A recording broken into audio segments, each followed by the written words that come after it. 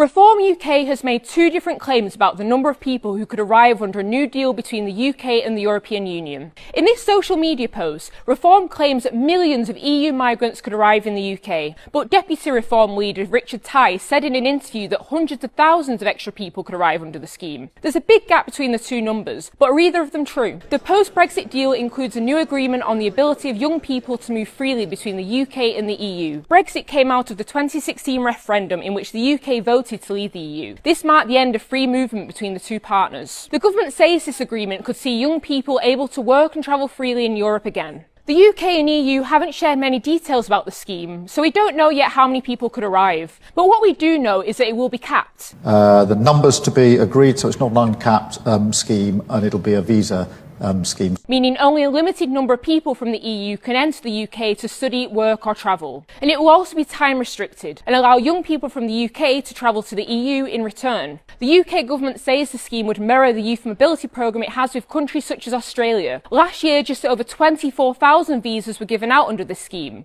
and about 300,000 visas have been granted in total since it began in 2008. But Reform will argue that the scheme might really just be the first step towards restoring freedom of movement.